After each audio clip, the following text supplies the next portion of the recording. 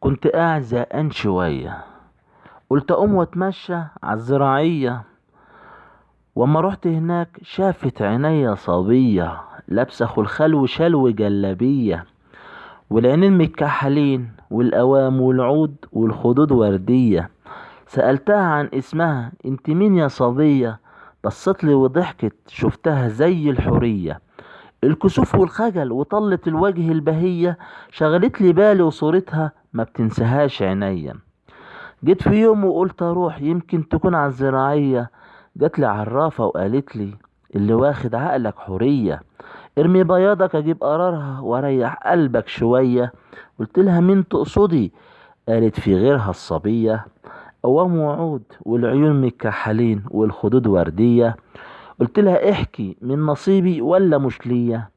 وشوشت الودع وقالت اصبر عليا شوية، لابسة فستان فرح وانت لابس جلابية. فستانها ابيض لؤلؤي لون الطاقية والكوفية. امها فرحانة بيك بس ابوها كان شوية، ارمي بياضك وانا بشرك بالعيشة الهنية.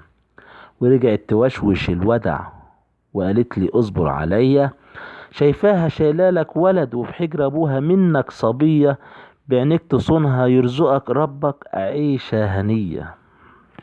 ميدو هيمة 54 @yahoo.com.